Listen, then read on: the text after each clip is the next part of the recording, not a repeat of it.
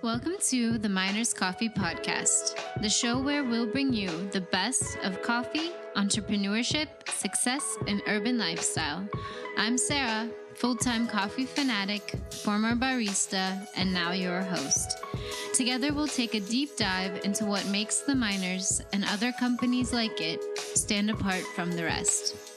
We'll look at how businesses grow from an idea you had just before bed into internationally known enterprises.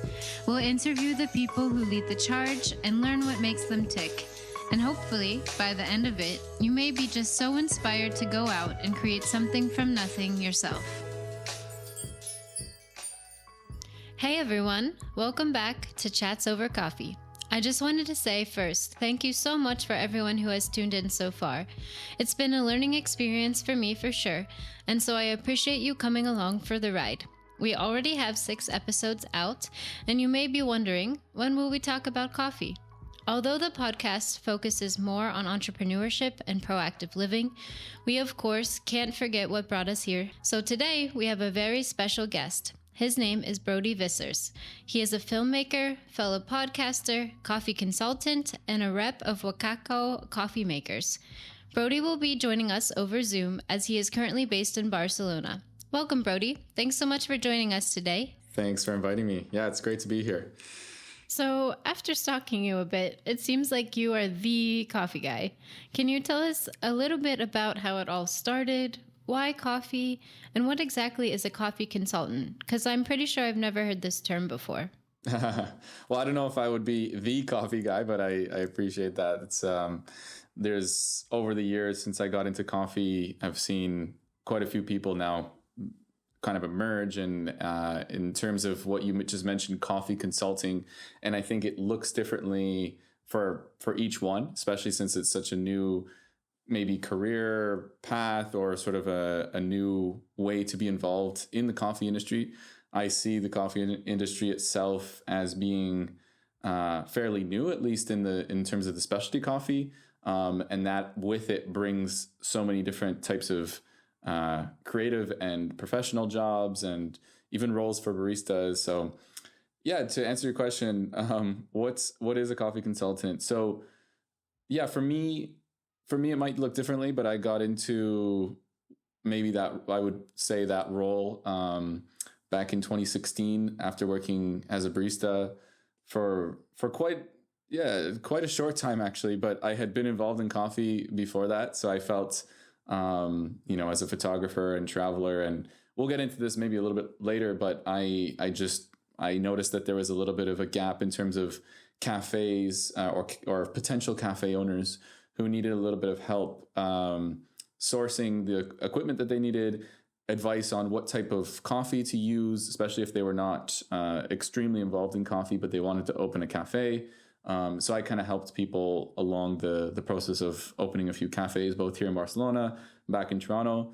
But over the years, that role as a consultant has evolved from the cafe space itself, the physical spaces, to being more in general on the media side and the content creation and the marketing, specifically involved with coffee. So I think it takes many roles, and for me, it's just been a constant evolution to find where's the best fit and how the industry itself is evolving and where I can fit in as it moves along, right? Yeah. So. But if you weren't a barista for that long, how did you get the know-how to become a consultant for businesses? Was it more of a personal project?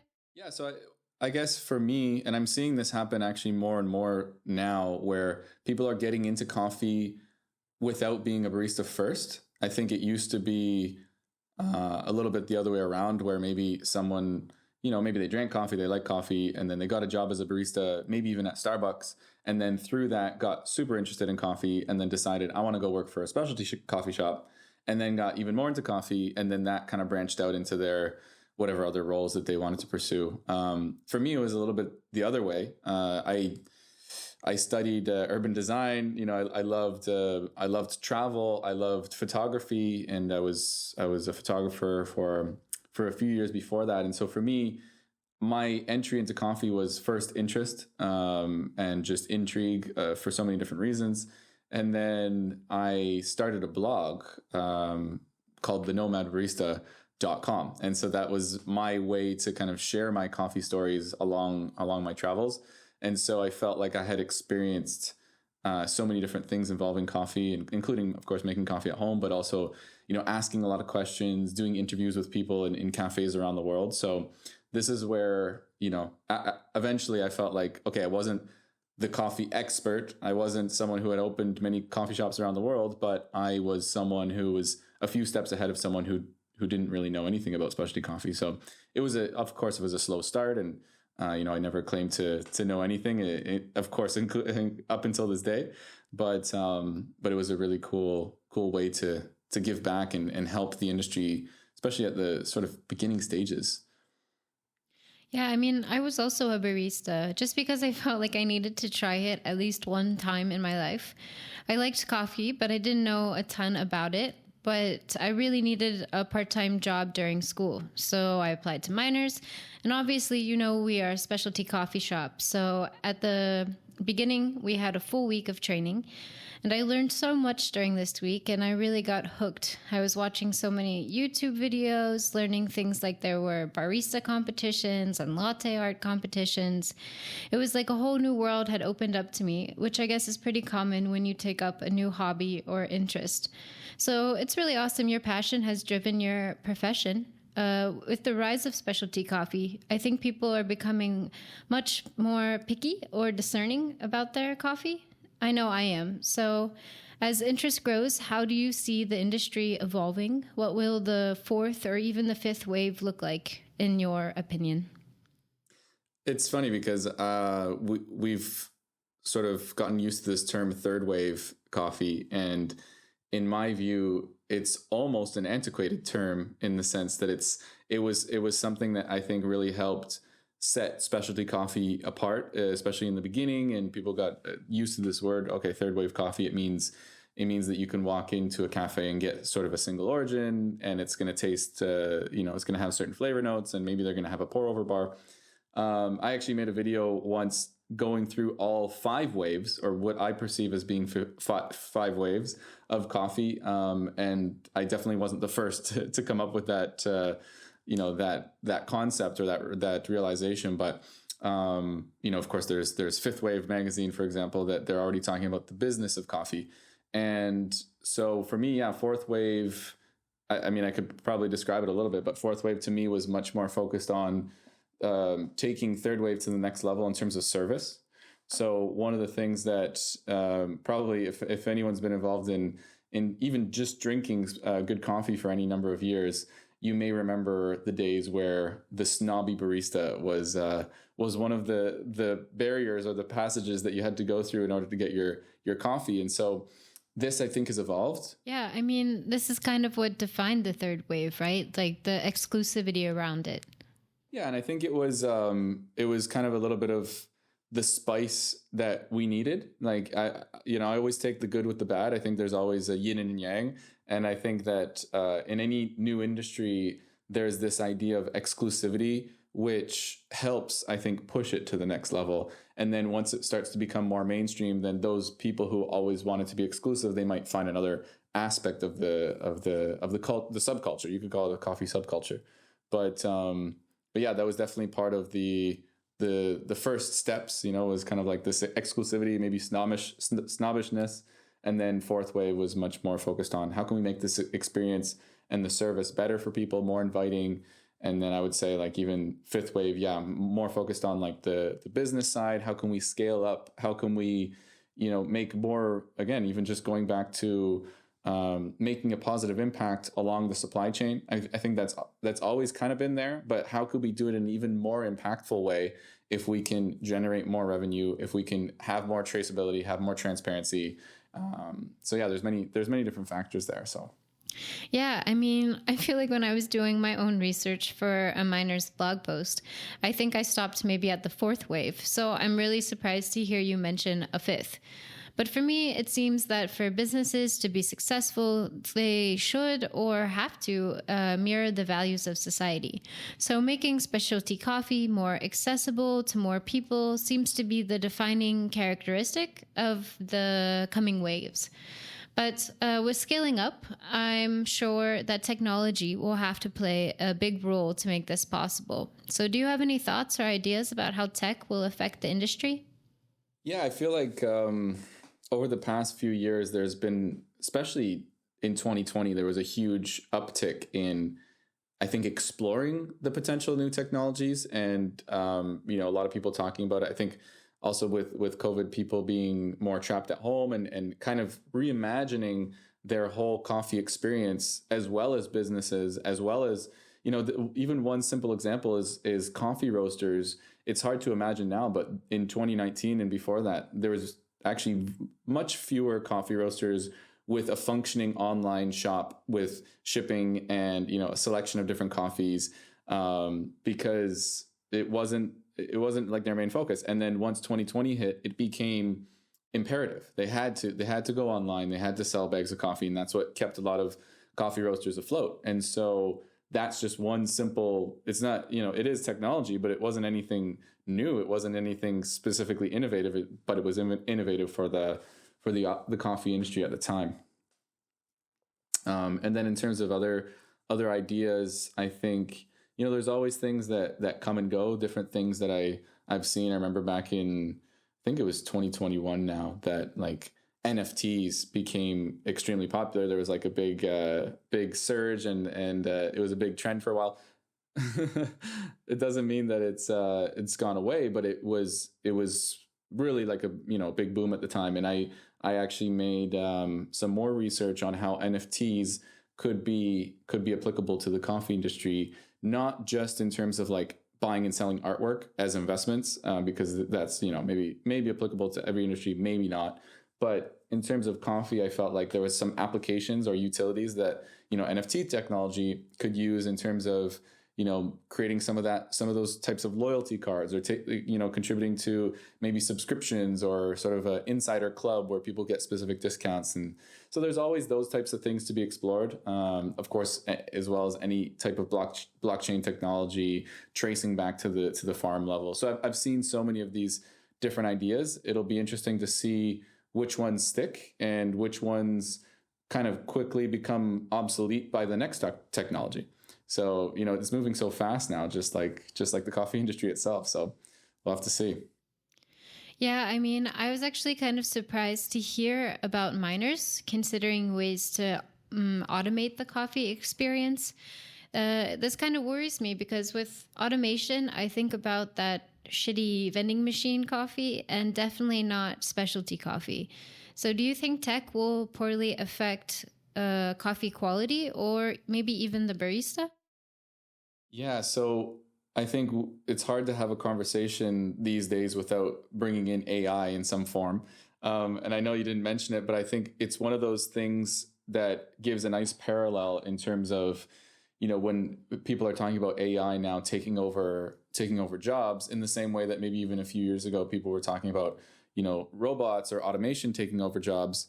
But, we've seen this trend happen so many times in the past, too, where people, there's a bit of a revolution and, sort of big changes made, but people end up finding new roles, right? And not only finding new roles, but people often get the chance to reflect on what are their values, what do they really appreciate, and then find that sort of find those two sides of any industry or any interest in terms of something a little bit more tangible and then something a little bit more like a utility. So I'll give you an example.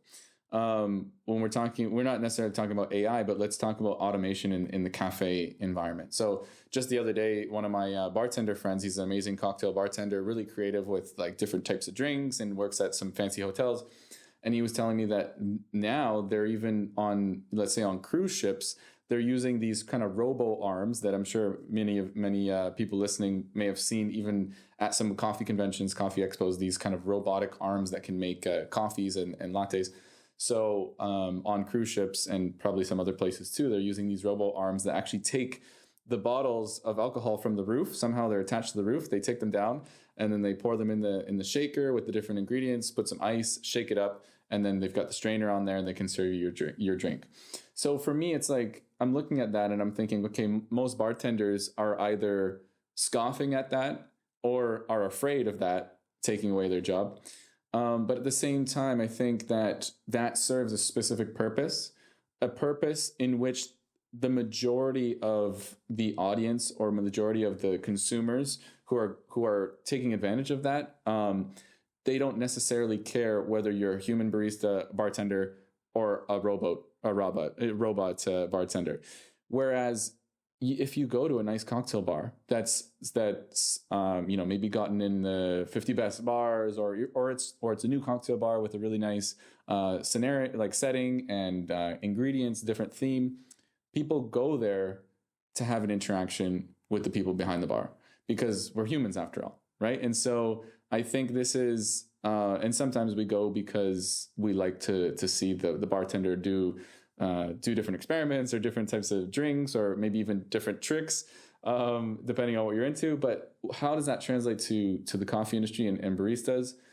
I think there was a discussion that I was hearing more a few years ago, which was how can we transform cafes to be more automated so that the barista's role is more about, going back to what we were saying about fourth wave, more about that service, more about the connection with the customer. How can we take away a little bit of the monotony of sort of like making drinks, the automation of the human, like going into autopilot, and how can we transfer that creative energy of the barista to be more so interaction with the customer and bringing people back and let the machines do their work. So it's always a dance. I don't know what the proper way moving forward. I mean, you can still go to cafes in some places in the world where they only do pour overs, or maybe they roast on the spot.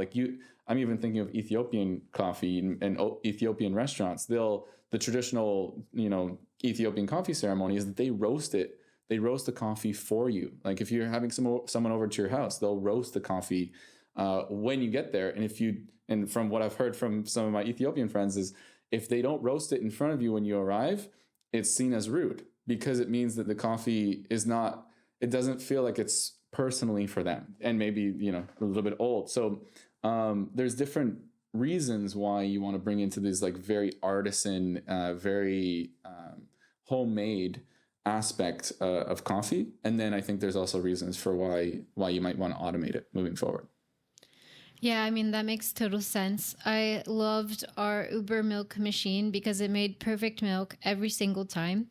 I worked at a location, though, where we didn't have it, and it was absolutely crazy. I was making hundreds of cups of coffee a day, and it would have been so much nicer to be able to focus more on the customer than on steaming milk for 8 hours straight. I was just going to say I'm terrible at steaming milk, so I would be always grateful as a barista if I could have. Back when I was a barista, we didn't have the automated machines yet, so I would have really appreciated that because it allows you to have more consistency, but then just focus, like you said, more on actually making the drink, serving the customer, rather than standing for a certain amount of time at the milk steamer. So. Yeah, I mean, I was also pretty inconsistent. I would say definitely my biggest skill as a barista was my customer service. And I was hoping that I would have gotten better at latte art over the course of a year, but really unimpressed. It was mostly hearts, maybe those Rosetta things, but yeah. I think it's a genetic thing. Like I think some people just either have it and other people don't. Yeah, okay, thanks. That makes me feel better. So, but getting back to what we were talking about, you said that you were in Ethiopia, or you have a couple of friends from there, and you said that they really put an emphasis on preparing the coffee for each person right beforehand. So maybe you could tell me a little bit about like the different kinds of coffee cultures you've seen and some interesting customs or traditions? So I haven't been to Ethiopia yet, though I'm going for my first time in November, and I'm very excited. Oh, Again, on nice. another coffee filming trip. So this to me is really going. I mean, maybe it sounds cliche, but it really is going back to the roots for me. Hmm. Not my roots, but I've always been extremely interested in Ethiopia, and even in the food and in the culture, and of course the coffee. So um, I'll go back to the beginning of my coffee story to kind of give you a little bit of context on, not only the Ethiopian connection, but also coffee cultures around the world. So I never really drank coffee until I was around 2021, which maybe is common for people, but I grew up surrounded by coffee with my parents. They were constantly making, a French press at home, and they were going through. I remember them going through the different brands throughout my childhood. At first, it was, no, Tim Hortons is the best coffee, and for all of my Canadian friends, they'll be laughing now. So Tim Hortons is the best coffee, and then it was like, no, Starbucks is the best, and then they eventually moved on to just buying their own coffee and saying, no, the coffee that we buy from the grocery store or wherever it is, that's the best one, and we can make it at home in the French press. But I never really understood it. I never was really interested in trying it, and anytime I would drink it, it didn't feel like it affected me in terms of like the caffeine. It did, like, at least for the first few sips, I was like, I don't really get this. You're just addicted to this coffee. And I was actually kind of against it at some point, because I'm like, it doesn't seem natural to me. But it wasn't until I moved, when I was 21, I took a break from university, and I moved to China for almost a year. And it was during that time I was in Yunnan, China, which is the coffee growing region, and one of the big tea growing regions as well. And I had some friends there who were into coffee, but they were drinking the local coffee. So for me, it was my first time ever, going to a coffee origin. It was actually my first time really leaving North America. And so I just had a different appreciation for it because of that cultural connection and even geographical connection. I started getting into tea, of course, different types of teas, and really, enjoying that process. But then the coffee, being local and being able to go to a cafe that served multiple different types of Yunnan coffee, I was just like, this is crazy. Why is there different types of coffee from the same region? I don't get it. Because to me, it was always a commodity, right? And so it was that moment that intrigued me. But it wasn't until coming back to Canada afterwards where I just randomly made some friends who are super into coffee at home, and they had the Chemex, they had the scale, they have the grinders, and I started to realize that this really is an art, but it's also a science, and it also connected to so many of my other interests, like even from the graphic design on the bags to the process of doing kind of like a science experiment, but then the smell. And I remember I drank a few cups, and I, didn't really make a huge impression, but there was one evening where I was served a cup. I remember it was in Ethiopia. It was probably like a natural Yirgacheffe. But it was that moment that just kind of clicked for me. And I was tasting it thinking, this tastes like the tea that I love. This also tastes like cacao, sort of like a pure chocolatey taste, but it's also coffee. And there's nothing offensive about it, and so for me, it was like all those different reasons that kind of brought it together for me. And so that, again, going back to the Ethiopia, I think it's a life-changing coffee for a lot of people who get into coffee. And so, yeah, the cultural aspect for me was really, I think, one of the reasons that made it click for me in the beginning. So with so much traveling, it's probably getting harder and harder to impress you, though. So out of all of your coffee experiences, which one really stands out?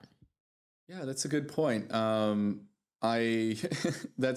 one of the another yin and yang, I think, of being so involved in something, even in terms of flavor. You've tried so many amazing, incredible coffees, whether it's at cafes or expos where you're trying, coffees that sold for 200 euros per kilo, or 500 euros per kilo. So then, kind of going the other direction, sometimes it's nice to have a really bad coffee, like you said, the diner coffee, to give you more perspective, and okay, this is the starting point, and then I can go back to something really good. in the same way, in terms of how it was the cultural connection that brought me into wanting to explore coffee much further. It was the culture, it was the travel.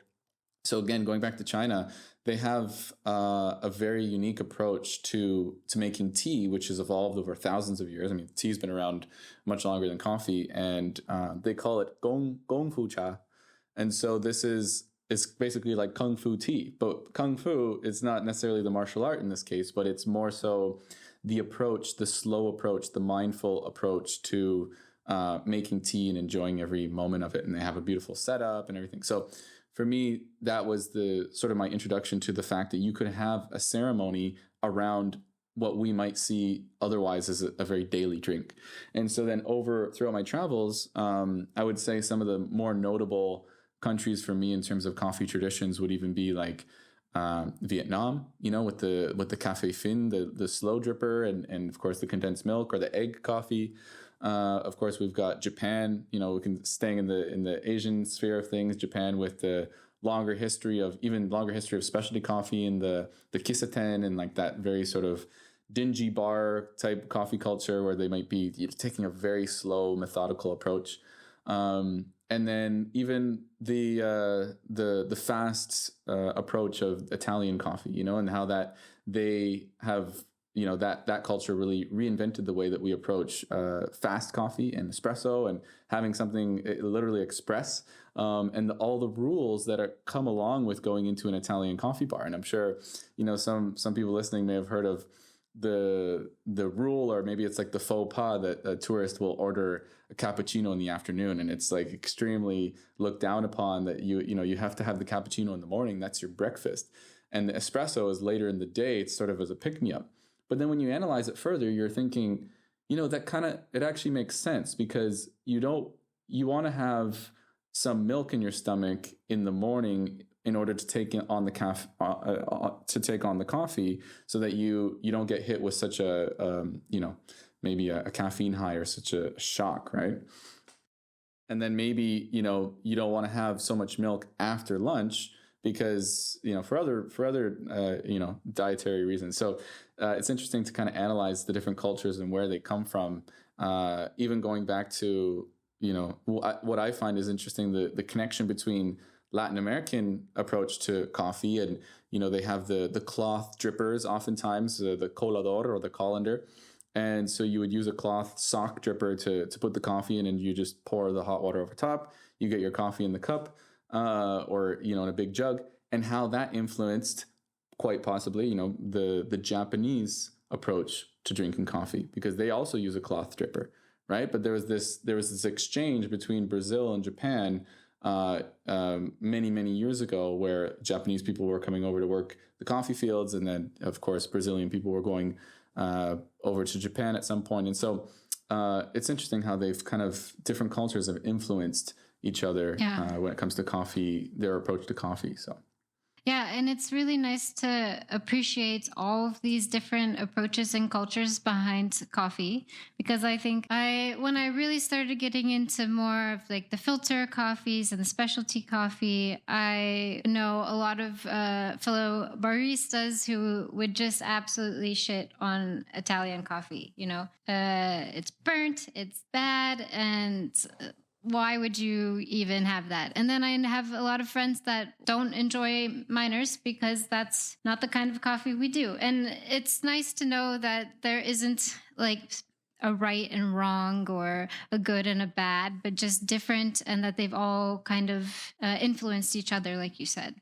I think the biggest thing to keep in mind here, or the biggest part of this approach, is that there isn't one right way. And if you approach it that way and you kind of keep an open mind, at least that's my preferred method. I think, like we were talking about with the snobbishness of the coffee, if you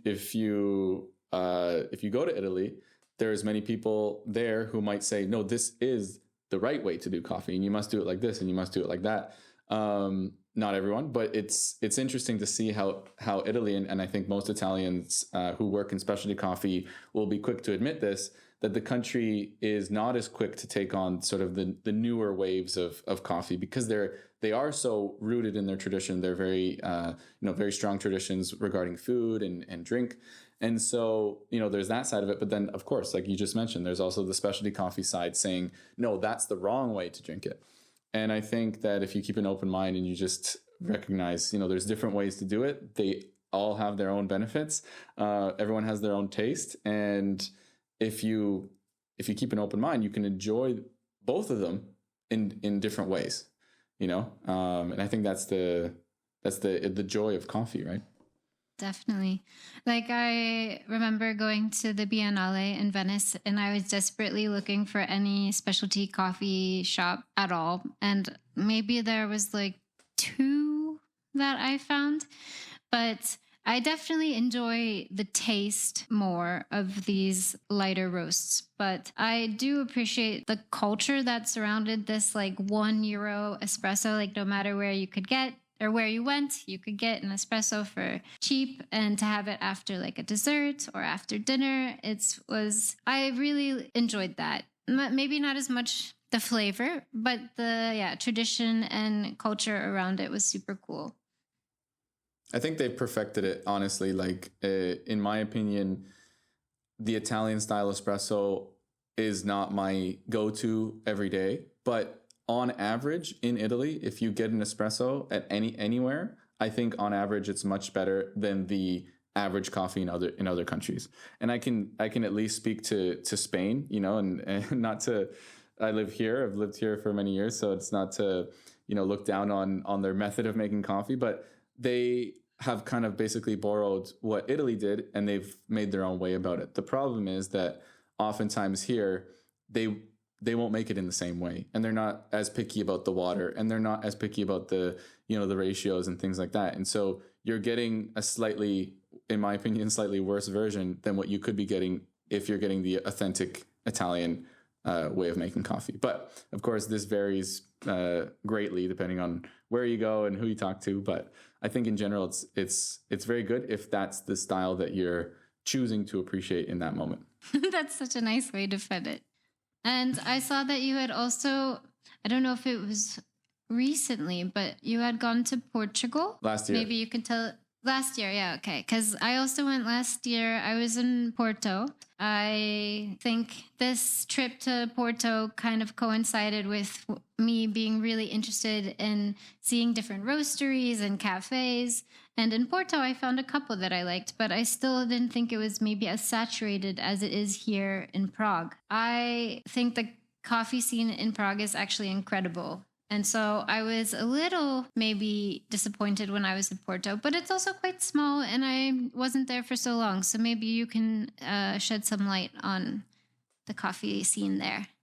Yeah, it was a really cool opportunity. I've had various opportunities to travel for coffee over the years, even just without the objective of making a bunch of coffee content or having any specific deliverables. But in this case, I was brought to Portugal, to Lisbon, because they were doing the Lisbon Coffee Festival, and they wanted to bring over specifically someone in the Canadian coffee scene to basically learn about the Portuguese coffee. And so it was organized by the Portuguese Coffee Association to show Canadians, or I guess show the world, about what Portuguese coffee is about.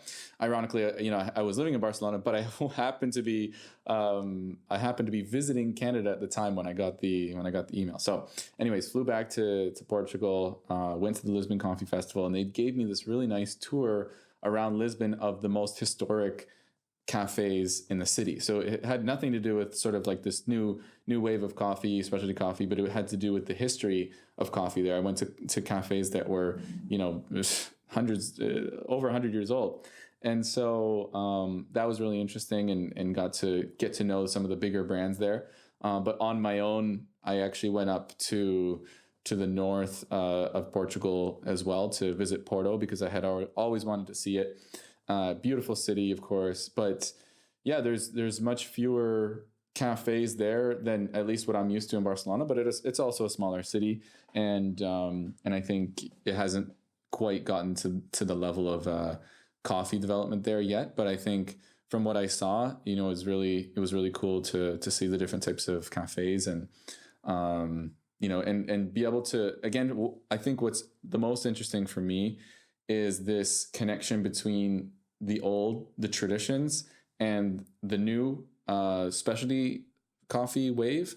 And the reason why is because, first of all, everything comes from the tradition, right? It comes from the roots. So it wouldn't have gotten to the place that it's at now without those traditions. I also love the diversity. And this is something that I feel like we're losing a little bit now with this globalization of specialty coffee, is that I can go to a cafe in Porto or in Barcelona or in Berlin or in Tokyo or in Dubai. And yeah, they're going to be fairly different, but the approach is more or less going to be the same. It's going to be this specialty coffee, this single origin, could even be the exact same coffee, could be this exact same farm from in Colombia that made it to these places. They serve it to you, same recipe, or it's a pour over. But sometimes you miss that deeper sort of deep-rooted traditions. So those are the things that I think are interesting to look for when you go to these new places, and when you're traveling. It's like being able to see both. I wouldn't say one is better than the other by any means, but that was something that I made a video about Portuguese coffee, and showing how here's a great third wave or fourth wave or fifth wave coffee shop, and here's their approach to coffee. It's really, really good. And then here's where it came from, and this is what the Portuguese coffee culture is all about. And so to be able to show those both sides, I think is more interesting to me than to just focus on what's latest and greatest and most shiny. Yeah, no, definitely. I think this globalization in general, there are pros and cons to everything, but you kind of see like this influence coming from so many places, but then it kind of all mixes together and it loses the original uniqueness or whatever. I always think about Europe versus America, where in America, we're always talking about how very proud we are about being like this melting pot of cultures. And if you saw an American, you could never say they were from America. And same as Canada, pretty diverse places that draw on cultures from all around the world. But then you have people that will criticize this too and be like, you have no culture actually of your own. I know how I feel, but I understand both sides of it, and how Europe is trying to, I think, in many countries, retain their culture, their language. And I think that's also great and beautiful. But yeah, I think that's what, because I mentioned I studied urban planning, urban design, and architecture. And so for us, we were always looking to Europe as being some of the best examples of what to implement, what to follow. Obviously, there was the big trend of suburban sprawl and highways and big parking lots and big department stores in North America. And so for us, it was reflecting on how did that happen? Why did that happen? But then looking to Europe and, okay, look at this small town in Spain, or look at even just Copenhagen and Amsterdam, and how they've integrated cycling infrastructure, and how you can take the tram anywhere, and it's it's much more healthier. It's a much healthier lifestyle. It's more sustainable.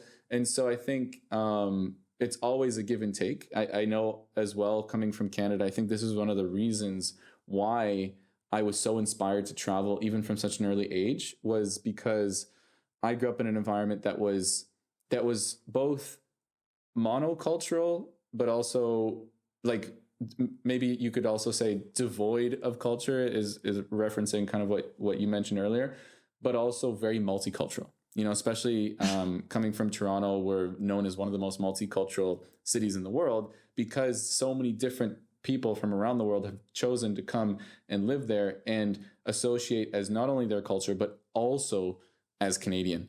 And so for me, I got a taste of that, or was immersed in that even from such an early age. But then I wanted to go and experience it for myself. So for me, it wasn't enough to just be around it, sort of like sort of a lighter version of these different cultures from around the world. I wanted to go and immerse myself and have almost those culture shock moments, which is what brought me to China in the first place as one of my first big trips. So I think my opinion on this in terms of globalization and even in terms of multiculturalism, I mean, there's going to be a time maybe 100 years from now, 150 years from now, where we're all basically going to be mixed, right? If there's more and more, mixed couples and, people from all around the world traveling, being different places, it's just inevitable. And I think that there's a beauty to that because it's the evolution of our society, it's of how we interact with each other in the world.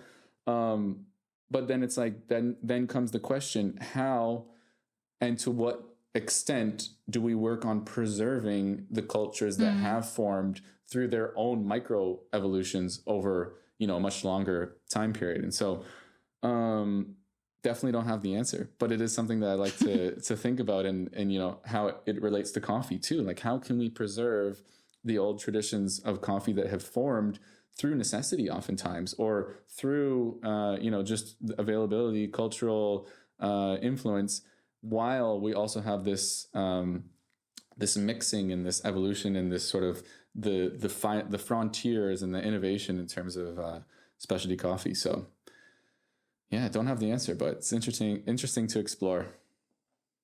Yeah, I also definitely do not have the answer, but maybe on a slightly lighter note, on your Instagram, you've made your own coffee on a plane. I've seen you make a coffee while riding your bike. Great coffee isn't always accessible everywhere. So maybe what's one of the weirder places that you've made coffee for yourself? Oh, yeah. I definitely went through a period of time where I was making coffee in every place that I could think of that was kind of off the beaten track, or maybe not the conventional kitchen or cafe.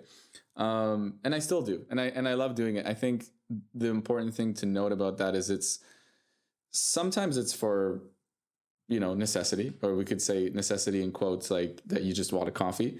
But oftentimes for me, especially as a content creator, and like I always had my camera with me. I always had, something to create a story.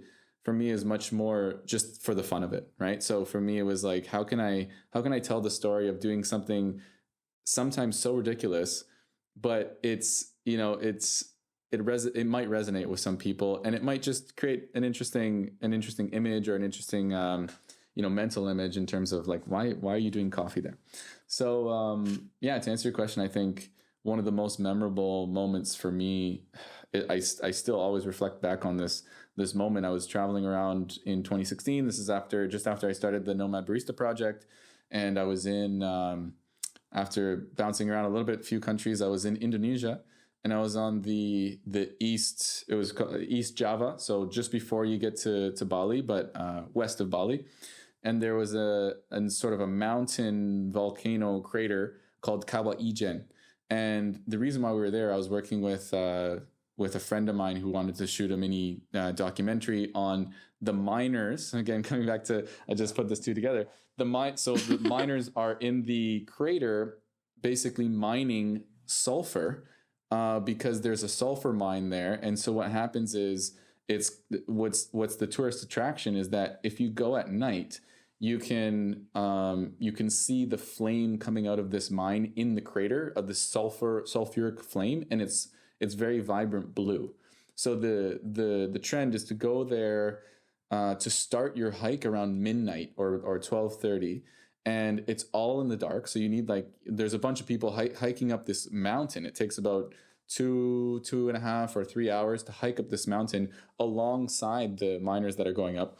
And so by the time you get to the top, it's still dark, and you've got to descend down into this crater with these like rocky, boulderous paths. And there's, of course, the locals are coming with you to come and mine sulfur. And so what happens is liquid sulfur is coming out, and then they basically take the sulfur, put it into water to make it solid, and it turns into this solid yellow chunks. And so this is all happening at nighttime. And of course, I brought my AeroPress, and I brought like my grinder, and I even brought like one of those big Akaya scales. Like I had everything on my backpack. And so at one point, you brought a scale with you to the mines of Indonesia. Yes, it goes everywhere. That was the trick. You had to bring everything with you. And so I was taking photos, like really, really cool photos with like the steam and like these guys with huge metal poles, like basically smashing sulfur apart. And at the end, just after sunrise, or like while the sun was rising, I made my way back up to the very, very top.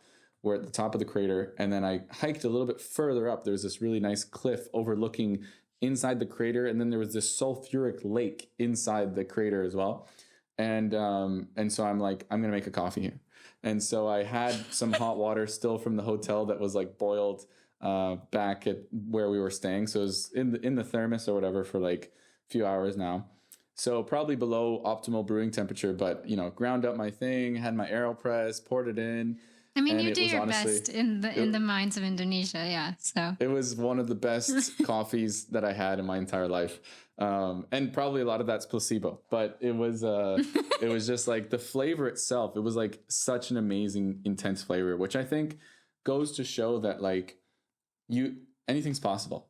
Anything's possible with if your mind thinks it's possible. And so I think being in that environment, it just made it a really, really good tasting coffee and really cool photos and just a really cool experience. So I would say that's probably one of the most memorable to me.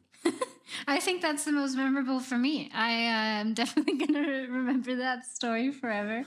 And wow, what an incredible response to this question. I was not expecting that. Because, I saw your reels, and it was nice that you had made it on the airplane. That makes sense. And on the bike, I was like, wow, that looks hard, but that sounds fun. But the bike doesn't make sense. That's not a practical No. That one doesn't make sense, but that one was fun. And yeah, I must have needed to keep scrolling to find you deep in the mines. You'd have to go a few years back. Yeah. I have so many years of content now. Do you ever get tired?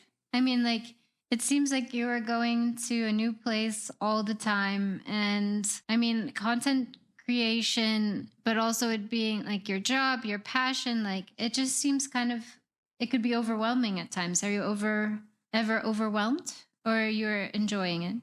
Definitely overwhelmed, for sure. I feel like not like constantly, not in the moment.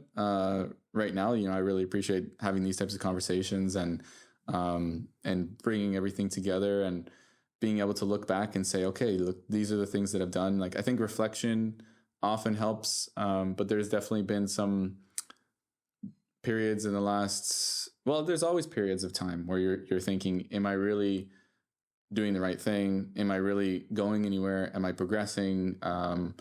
And even back to high school, of course, in different moments throughout your career. But for me, I'm often overwhelmed. But I think the thing that keeps me going, and the reason why I chose to be doing what I'm doing now, is because it powers me. And I don't even just mean literally because of the caffeine, but it's like working with coffee is something that keeps me motivated. And I remember constantly hearing the same thing from, back when I was doing a lot of investigation into like startups and business and like the tech world.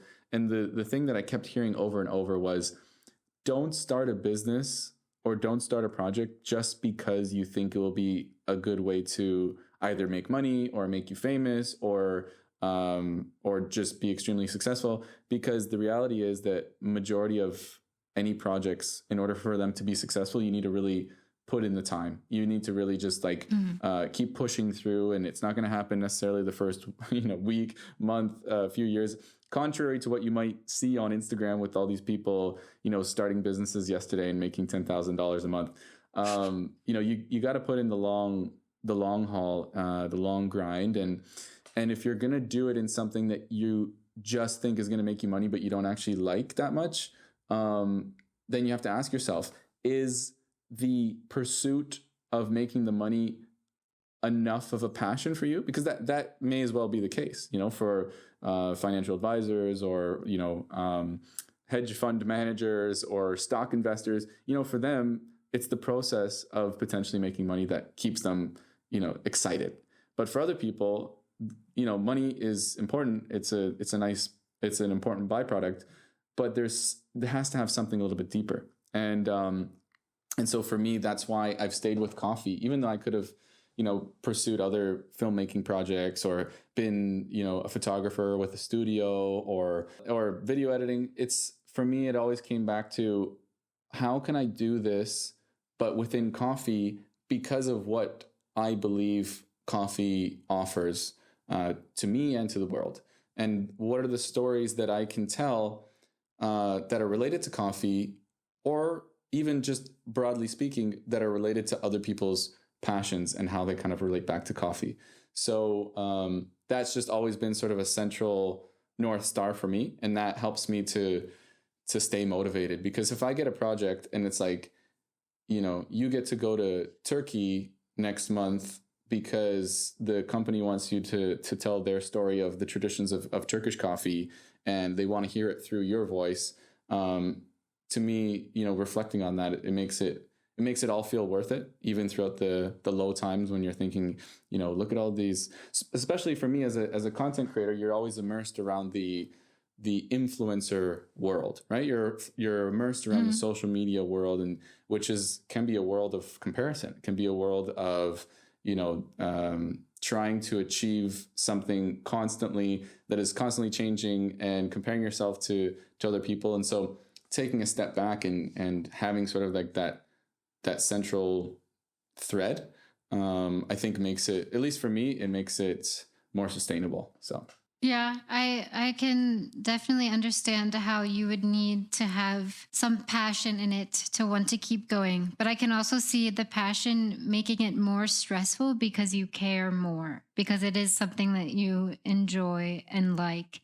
Whereas if you were doing a job that you didn't really have so much stake in, it would be harder, maybe in a way, yeah, for it to be sustainable, but maybe easier to come home at the end of the day, unplug from it completely and relax. I think I've really had a change of heart and mind when it comes to careers and professions. I did my undergraduate in neuroscience. I wanted to be a doctor, and it was something I thought would define me. My career as a doctor would be my purpose, and I ended up not pursuing that, and I'm really happy because now I really look at work in a much different way. Of course, if it's related to my interest or something that I enjoy, I really like that, but I also like that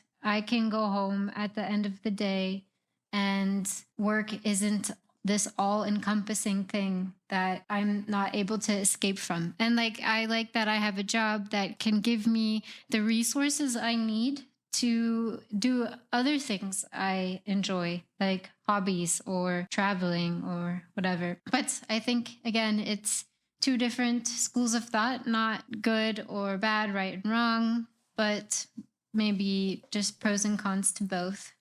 I think you have to know yourself, and that's it's harder said than done, or it's easier said than done. It's much harder to know what you like and what you appreciate and who you are as a person. And so for me, what I've realized over the years from my first corporate job, and I remember my first corporate job, I talked them into letting me work from home like 2 days a week, because I was like, this is back in 2015. I knew that I couldn't work from the office, and it was a short-term position. But I think from that moment, I just realized I'm going to be always working, but I need to supplement that somehow with the fact that I'm able to integrate my interests and my hobbies and my passions into my work. So yeah, it's a give and take. It depends on your personality. But in my case, it just comes with the job. Maybe it's like the workplace hazard, but like you said, it's definitely about knowing how you are as a person and doing whatever is best for you. I agree. So it's been a wonderful discussion. I really enjoyed listening to your experiences and your thoughts and opinions on not only the coffee industry, but life in general. I was wondering to finish if you could tell us about maybe your future coffee related, non-coffee related endeavors and plans, and where you hope to see yourself and maybe the industry. For sure. Yeah. So on more of a, we could start from the personal level because that's the one I know. Maybe I should know better. Maybe I don't. I think I've always had trouble goal setting far into the future. And I also think that this is a bit of a blessing and a curse. And that yin and yang, because, if I had in high school decided that the degree that I got into would be my future career, I would, potentially be a theoretical physicist right now. Or maybe not, because I'm not that great at math, but that was what I, had originally thought of going into. And it's just evolved so much over time based on different opportunities that came up and different, things that you discover that you're interested in. And so, for me, I think it's become a little bit more solid within the last few years, especially since I've started to realize that the time and the effort and the energy and the passion that I put into developing a career that is based in coffee and not necessarily compromising, but continuing to follow my, continuing to bring in and connect to my passions. This is something that I'm honestly constantly surprised and excited on how these certain things line up. So for example, this year I've done a lot of traveling that was all for coffee and filmmaking and visiting different cultures. And so for me, I just want to do more of that. In the future, I want to continue to make videos, but coffee videos focused on the exploration aspect, not necessarily only focused on coffee gear or brew tutorials or even cafe visits. Those I'd love to do. So for me, it's more about how can we explore more with coffee? How can we tell more stories? And how can I potentially even work with bigger brands to reach more people and to be able to, my number one job, if I could consider it a success, would be to help inspire people to look at things from a slightly different perspective as I go through that process myself, one step at a time. So that's what I'm hoping to do personally, wherever that takes me. And then in terms of the industry in general, I think we touched on it a few times during our conversation in the sense that there are innovations that are taking place and those are never going to stop. We're human beings. We always innovate. And I think if we can refine the coffee process, I think it's going to maybe max out at a certain point, or maybe not. Maybe we'll find a way to just make every single coffee what companies may have paid 500 euros per kilo for. Maybe now that exact coffee is more accessible because we've refined the processing methods. But I think moving forward, we'll hopefully be able to streamline the gap from one side of the supply chain to the other in terms of prosperity, right? So one of the challenges that we have, of course, in coffee is, of course, there's some coffee producers who are very well off and they're making really good money through big volumes, but the majority of coffee producers aren't, and sometimes the cost of production is higher than what they're getting paid. And so how can we avoid this, given the fact that most of the coffee industry is kind of built on the idea that back in the day that we could get very cheap labor and then have or free labor, sometimes slavery, in order to have our coffee and drink it too. So hopefully we can find a way to do that more sustainably. And I think that comes from even more direct connections. Not that every coffee has to be direct trade, but it's more like, how can we streamline that?